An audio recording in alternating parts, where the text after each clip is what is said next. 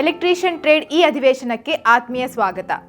ಇಂದು ನಾವು ನೋಡಲಿದ್ದೇವೆ ಪ್ರಸರಣ ಮತ್ತು ವಿತರಣಾ ವ್ಯವಸ್ಥೆಯ ಏಕಸಾಲಿನ ರೇಖಾಚಿತ್ರವನ್ನು ಚಿತ್ರಿಸುವುದು. ಅಧಿವೇಶನ ಕೊನೆಯಲ್ಲಿ ನಿಮಗೆ ಸಾಧ್ಯವಾಗುತ್ತದೆ. ನೀವು ಭೇಟಿ ನೀಡಿದ್ದ ಪ್ರಸರಣ ಮತ್ತು ವಿತರಣಾ ವ್ಯವಸ್ಥೆಯನ್ನು ಪತ್ತೆ ಹಚ್ಚಿ. ಪ್ರಸರಣ ಮತ್ತು ವಿತರಣಾ ವ್ಯವಸ್ಥೆಯ ಅನುಕ್ರಮ ಹಂತಗಳಲ್ಲಿ ಉಪಕರಣಗಳನ್ನು ಗುರುತಿಸಿ, ವಿನ್ಯಾಸವನ್ನು ತಯಾರಿಸಿ ಮತ್ತು ಪ್ರಸರಣ ಮತ್ತು ವಿತರಣಾ ವ್ಯವಸ್ಥೆಯ ಏಕಸಾಲಿನ ರೇಖಾಚಿತ್ರವನ್ನು ಎಳೆಯಿರಿ. ಎಲೆಕ್ಟ್ರಿಷಿಯನ್ ಟೂಲ್ ಕಿಟ್ ಮತ್ತು ಬೇಕಾದಂತಹ ಎಕ್ವಿಪ್ಮೆಂಟ್ಗಳು. ನೀವು ಭೇಟಿ ಮಾಡಿದಂತಹ ಪವರ್ ಪ್ಲಾಂಟ್, ಟ್ರಾನ್ಸ್ಮಿಷನ್ ಮತ್ತು ಡಿಸ್ಟ್ರಿಬ್ಯೂಷನ್ ಸಿಸ್ಟಮ್ ಬಗ್ಗೆಯ ಟಿಪ್ಪಣಿ.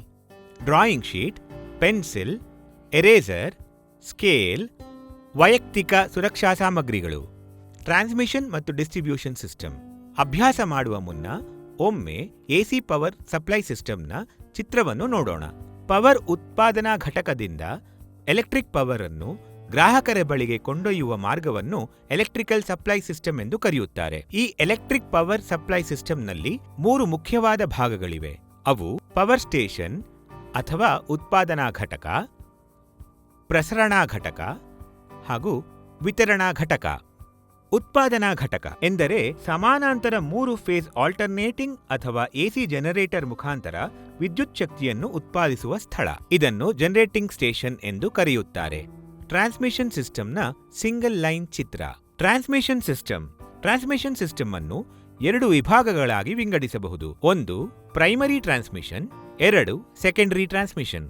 High voltage primary transmission 66 kilovolt, 132 kilovolt, 220 kilovolt ಅಥವಾ ಅದಕ್ಕಿಂತ ಹೆಚ್ಚಿನ ಎಲೆಕ್ಟ್ರಿಕ್ ಸಪ್ಲೈಯನ್ನು ಲೋಡ್ ಸೆಂಟರ್ಗೆ 3 ಫೇಸ್ 3 ವೈರ್ ಮೂಲಕ ಓವರ್ ಹೆಡ್ ಟ್ರಾನ್ಸ್ಮಿಷನ್ನಲ್ಲಿ ವರ್ಗಾಯಿಸಲಾಗುತ್ತೆ.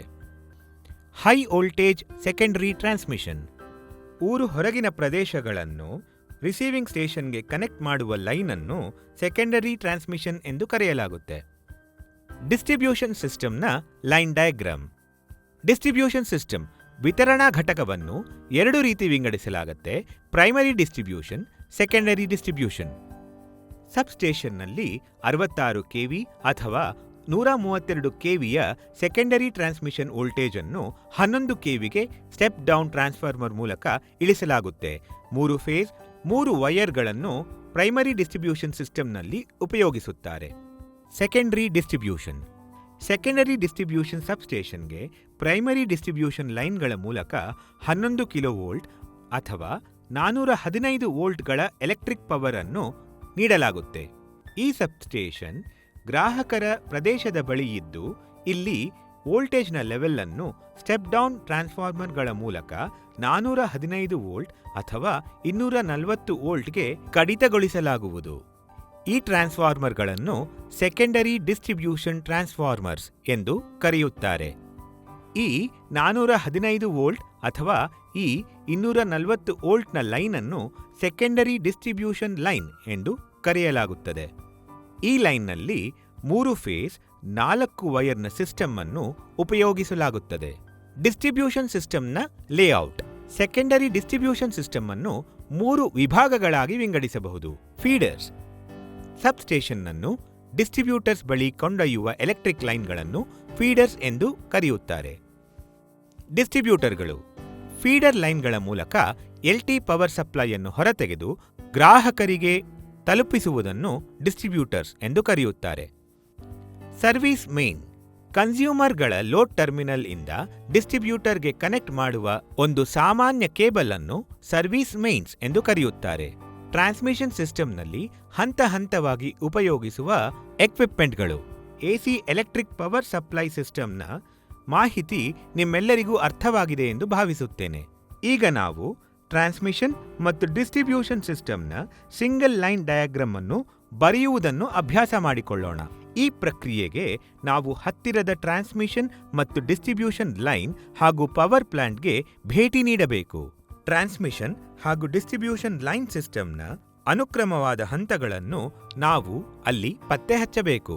ಜನರೇಷನ್ ಪಾಯಿಂಟ್ ಇಂದ ಗ್ರಾಹಕರಿಗೆ ತಲುಪುವ ಪಾಯಿಂಟ್ನವರೆಗಿನ ಎಲ್ಲ ಹಂತಗಳಲ್ಲಿನ ಟ್ರಾನ್ಸ್ಮಿಷನ್ ಮತ್ತು ಡಿಸ್ಟ್ರಿಬ್ಯೂಷನ್ ಸಿಸ್ಟಮ್ನಲ್ಲಿ ಉಪಯೋಗಿಸಲಾದ ಎಕ್ವಿಪ್ಮೆಂಟ್ಗಳನ್ನು ಟ್ರೇಸ್ ಮಾಡಿ ಅವುಗಳಲ್ಲಿ feeders, transformers, circuit breakers, isolator, CT, PT ಮುಂತಾದವುಗಳನ್ನು ಬರೆದಿಟ್ಟುಕೊಳ್ಳಿ. ಟ್ರಾನ್ಸ್ಮಿಷನ್ ಸಿಸ್ಟಮ್ಗೆ ಟೇಬಲ್ 1 ಎಂದು, ಡಿಸ್ಟ್ರಿಬ್ಯೂಷನ್ ಸಿಸ್ಟಮ್ಗೆ ಟೇಬಲ್ ಎಂದು ಪಟ್ಟಿ ಮಾಡಿ. ಪವರ್ ಟ್ರಾನ್ಸ್ಫಾರ್ಮರ್ ಕೆಪಾಸಿಟಿ 11 ಕೆವಿ ಅಥವಾ 220 ಅಥವಾ 500 ಕೆವಿ.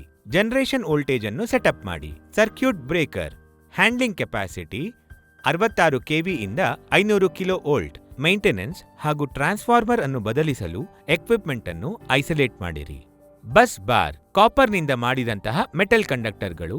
ಇವುಗಳು ಸಾಮಾನ್ಯವಾಗಿ ಇನ್ಸುಲೇಟರ್ಗಳ ಸಹಯೋಗದೊಂದಿಗೆ ಇರುವ ಚೌಕಾಕಾರದ ಟ್ಯೂಬುಲರ್ ಆಕಾರದ ಬೇರ್ ಕಾಪರ್ ಬಾರ್ಗಳಾಗಿರುತ್ತೆ. ಸ್ಟೀಲ್ ಟವರ್ಗಳು ಇವು ಸಾಮಾನ್ಯವಾಗಿ 23 ರಿಂದ 30 ಮೀಟರ್ ಎತ್ತರದ ವಿವಿಧ ಆಕಾರದ ಐರನ್ನಿಂದ ಮಾಡಿದ ಆಂಗಲ್ಗಳಾಗಿರುತ್ತದೆ. HT ಮತ್ತು EHT ಲೈನ್ಗಳನ್ನು ಸೆಟಪ್ ಮಾಡಲು ಪ್ರೈಮರಿ ಗ್ರಿಡ್ 220 ಅಥವಾ 66 ಕಿಲೋ ವೋಲ್ಟ್ ಅದಕ್ಕಿಂತ ಹೆಚ್ಚಿನದನ್ನು ತಡೆದುಕೊಳ್ಳಲು ಪ್ರೈಮರಿ ಟ್ರಾನ್ಸ್ಮಿಷನ್ ಲೈನ್ಗಳಲ್ಲಿ ಉಪಯೋಗಿಸುತ್ತಾರೆ. Feeder conductor wires generation station ಇಂದ ಸಬ್ ಸ್ಟೇಷನ್ಗೆ ಕನೆಕ್ಟ್ ಮಾಡುವ ಎಲೆಕ್ಟ್ರಿಕ್ ಲೈನ್ಗಳು. Power distribution centres. ಐಸೋಲೇಟರ್ಸ್ ಸಬ್ ಸ್ಟೇಷನ್ನ ಅರ್ಹತೆ ಮೇಲೆ ಅವಲಂಬಿತವಾಗಿರುತ್ತೆ. ಇದು ಒಂದು ರೀತಿಯ ಸ್ವಿಚ್. ಇದನ್ನು ವಿದ್ಯುತ್ ಅಡಚಣೆ ಉಂಟಾದಾಗ ಸರ್ಕ್ಯೂಟ್ ಅನ್ನು ಐಸೋಲೇಟ್ ಮಾಡಲು ಉಪಯೋಗಿಸಲಾಗುತ್ತೆ. ಪಿಟಿ ಅಥವಾ potential transformer circuitry ಆಧಾರಿತವಾದದ್ದು.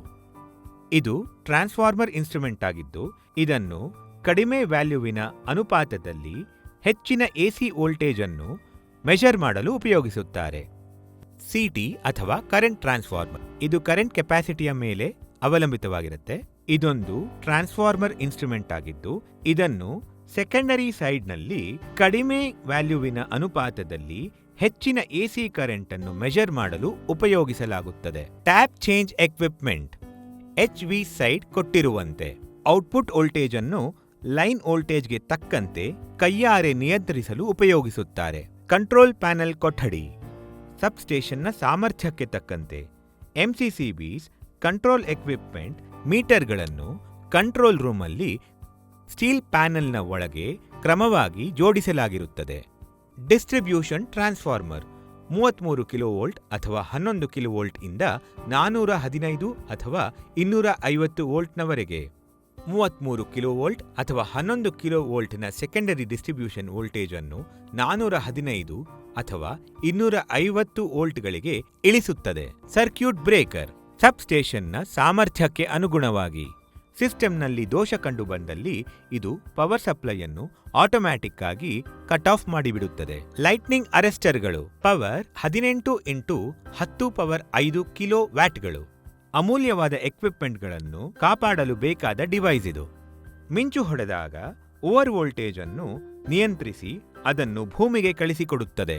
Air breaker ಸ್ವಿಚ್ಗಳು ಅಥವಾ ಐಸೋಲೇಟರ್ಗಳು ಸಬ್ ಸ್ಟೇಷನ್ನ ಸಾಮರ್ಥ್ಯಕ್ಕೆ ಅನುಗುಣವಾಗಿ ಇದನ್ನು ನಿರ್ವಹಣಾ ಸಮಯದಲ್ಲಿ ಅಥವಾ ಬದಲಾಯಿಸುವಾಗ ಎಕ್ವಿಪ್ಮೆಂಟ್ಗಳನ್ನು ಬೇರ್ಪಡಿಸಲು ಉಪಯೋಗಿಸಲಾಗುತ್ತೆ. ಮ್ಯಾನ್ಯಲ್ ಆಗಿ ಉಪಯೋಗಿಸಲಾಗುತ್ತೆ. ಇನ್ಸುಲೇಟರ್ಗಳು ವೋಲ್ಟೇಜ್ ರೇಂಜ್ ಮೇಲೆ ಅವಲಂಬಿತವಾಗಿರುತ್ತೆ. ಗ್ರೌಂಡ್ ಸ್ಟ್ರೆಚರ್ನ ಅನುಸಾರವಾಗಿ ಲೈನ್ ಕಂಡಕ್ಟರ್ ಅಥವಾ ಯಂತ್ರವನ್ನು ಬೇರೆ ಬೇರೆ ವೋಲ್ಟೇಜ್ಗಳಲ್ಲಿ ಬೇರ್ಪಡಿಸಲು ಉಪಯೋಗಿಸುತ್ತಾರೆ. ಕೆಪಾಸಿಟರ್ ಬ್ಯಾಂಕ್ ಸಬ್ಸ್ಟೇಷನ್ನ ಸಾಮರ್ಥ್ಯಕ್ಕೆ ತಕ್ಕಂತೆ ಪವರ್ ಫ್ಯಾಕ್ಟರ್ ಅನ್ನು ಇಂಪ್ರೂವ್ ಮಾಡಲು. ಅರ್ಥಿಂಗ್ ಸಾಮಾನ್ಯವಾಗಿ 0 ಇಂದ 6 ಓಮ್ನಷ್ಟು. ನಿರ್ವಹಣಾ ಸಿಬ್ಬಂದಿಗಳ ಹಾಗೂ ವಿದ್ಯುತ್ ಸಾಧನಗಳ ಸುರಕ್ಷತೆಗಾಗಿ ಇದು ಬಹುಮುಖ್ಯ. ಫೆನ್ಸಿಂಗ್ 1.8 ಮೀಟರ್ಗಿಂತ ಹೆಚ್ಚಿನದು. ಇದನ್ನು ಹೊರಾಂಗಣ ಸಬ್ಸ್ಟೇಷನ್ನಲ್ಲಿ ಅನುಮತಿರಹಿತ ಪ್ರವೇಶ ನಿರ್ಬಂಧನೆಗೆ ಹಾಗೂ ಸಾಕುಪ್ರಾಣಿಗಳ ನಿರ್ಬಂಧನೆಗೆ ಕಾಂಪೌಂಡ್ ಮಾಡಲು ಉಪಯೋಗಿಸುತ್ತಾರೆ. ಡಿಸ್ಟ್ರಿಬ್ಯೂಷನ್ ಪ್ಯಾನೆಲ್ ಇದೊಂದು ಲೋಹದ ಕ್ಯಾಬಿನ್. ಇದು MCCB ಕಂಟ್ರೋಲ್ ಎಕ್ವಿಪ್ಮೆಂಟ್, ಮೀಟರ್ ಹಾಗೂ ರಿಲೇಯನ್ನು ಹೊಂದಿರುತ್ತೆ. ಇದನ್ನು ಕಂಟ್ರೋಲ್ ರೂಮ್ನಲ್ಲಿ ಇರಿಸಲಾಗುತ್ತೆ. ಸಿಟಿ ಕರೆಂಟ್ ಟ್ರಾನ್ಸ್ಫಾರ್ಮರ್ ಕರೆಂಟ್ನ ಸಾಮರ್ಥ್ಯಕ್ಕೆ ತಕ್ಕಂತೆ ಕರೆಂಟ್ ಅನ್ನು ಹೆಚ್ಚಿನ ಮೌಲ್ಯದಿಂದ ಕಡಿಮೆ ಮೌಲ್ಯಕ್ಕೆ ಪರಿವರ್ತಿಸಿ ಅಳೆಯಲು ಉಪಯೋಗಿಸುವ ಸಾಧನವಿದು. ಪೊಟೆನ್ಷಿಯಲ್ ಟ್ರಾನ್ಸ್ಫಾರ್ಮರ್ ಅಥವಾ PT ಇದು ಸರ್ಕ್ಯೂಟ್ ಮೇಲೆ ಅವಲಂಬಿತವಾಗಿರುತ್ತೆ. ಇದೊಂದು ಟ್ರಾನ್ಸ್ಫಾರ್ಮರ್ ಇನ್ಸ್ಟ್ರುಮೆಂಟ್. ಇದನ್ನು ಕಡಿಮೆ ಮೌಲ್ಯದ ಅನುಪಾತಕ್ಕೆ ತಕ್ಕಂತೆ ಹೆಚ್ಚಿನ AC ವೋಲ್ಟೇಜ್ ಅನ್ನು ಅಳೆಯಲು ಉಪಯೋಗಿಸಲಾಗುತ್ತದೆ. ಫೀಡರ್ಗಳು, ಕಂಡಕ್ಟರ್ ವೈರ್ಗಳು, ಪವರ್ ಡಿಸ್ಟ್ರಿಬ್ಯೂಷನ್ ಸೆಂಟರ್ನ ಜನರೇಷನ್ ಸ್ಟೇಷನ್ ಇಂದ ಸಬ್ ಸ್ಟೇಷನ್ಗೆ ಕನೆಕ್ಟ್ ಮಾಡಲು ಉಪಯೋಗಿಸುವ ಎಲೆಕ್ಟ್ರಿಕ್ ಲೈನ್ಗಳು. ಡಿಸ್ಟ್ರಿಬ್ಯೂಟರ್ಗಳು ಗ್ರಾಹಕರ ಸಾಮರ್ಥ್ಯಕ್ಕೆ ಅನುಗುಣವಾಗಿ ಇವು ಕಡಿಮೆ ವೋಲ್ಟೇಜ್ನ ಲೈನ್ಗಳಾಗಿದ್ದು ಇವುಗಳಿಂದ ಗೃಹ ಹಾಗೂ ವಾಣಿಜ್ಯ ಕ್ರಿಯೆಗಳಿಗೆ ವಿದ್ಯುತ್ತನ್ನು ತಲುಪಿಸಲಾಗುತ್ತದೆ. ಸರ್ವಿಸ್ ಮೇನ್ಸ್ ವಿತರಣೆಯ ಸ್ಥಳದಿಂದ ಗ್ರಾಹಕರ ಮಧ್ಯೆ ಇರುವ ದೂರದ ಮೇಲೆ ಕೇಬಲ್ ಲೆಂತ್ ಅವಲಂಬಿತವಾಗಿರುತ್ತೆ. ಕೇಬಲ್ ಸಾಮರ್ಥ್ಯ ಪವರ್ ರೇಟಿಂಗ್ನ ಮೇಲೆ ಅವಲಂಬಿತವಾಗಿರುತ್ತೆ. ವಿತರಕರ ಹಾಗೂ ಗ್ರಾಹಕರ ಲೋಡ್ ಟರ್ಮಿನಲ್ಗಳ ಮಧ್ಯೆ ಕನೆಕ್ಟ್ ಮಾಡಲು ಬಳಸಲಾಗುವ ಸಾಮಾನ್ಯ ಕೇಬಲ್ ಅನ್ನು ಸರ್ವಿಸ್ ಲೈನ್ ಅಥವಾ ಸರ್ವಿಸ್ ಮೇನ್ ಎನ್ನುತ್ತಾರೆ. ಅರ್ಥಿಂಗ್ ಸಿಸ್ಟಮ್ ಅನ್ನು ನೋಟ್ ಮಾಡಿಕೊಳ್ಳಿ. ಅರ್ತ್ ಪಿಟ್ನಲ್ಲಿ ಡಿಸ್ಪ್ಲೇ ಮಾಡಿರುವಂತಹ ಬೇರೆ ಬೇರೆ ಅರ್ತ್ ರೆಸಿಸ್ಟೆನ್ಸ್ ವ್ಯಾಲ್ಯೂಗಳನ್ನು ನೋಟ್ ಮಾಡಿಕೊಳ್ಳಿ.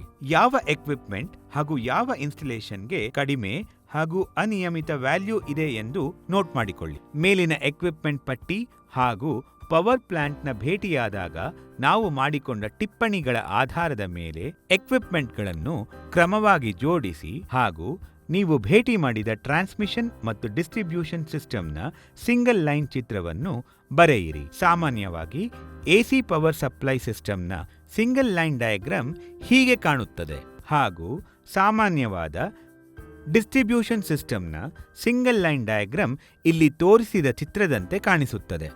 ಪುನರಾವರ್ತನೆ ಮತ್ತು ಈ ಅಧಿವೇಶನದಲ್ಲಿ ನೀವು ಕಲಿತಿದ್ದು, ನೀವು ಭೇಟಿ ನೀಡಿದ್ದ ಸ್ಥಳದ ಪ್ರಸರಣ ಮತ್ತು ವಿತರಣಾ ವ್ಯವಸ್ಥೆಯನ್ನು ಪತ್ತೆ ಹಚ್ಚಲು, ಪ್ರಸರಣ ಮತ್ತು ವಿತರಣಾ ವ್ಯವಸ್ಥೆಯ ಅನುಕ್ರಮ ಹಂತಗಳಲ್ಲಿ ಉಪಕರಣಗಳು ಗುರುತಿಸುವಿಕೆ ವಿನ್ಯಾಸವನ್ನು ತಯಾರಿಸಿ ಮತ್ತು ಪ್ರಸರಣ ಮತ್ತು ವಿತರಣಾ ವ್ಯವಸ್ಥೆಯ ಏಕಸಾಲಿನ ರೇಖಾಚಿತ್ರವನ್ನು ಎಳೆಯಿರಿ.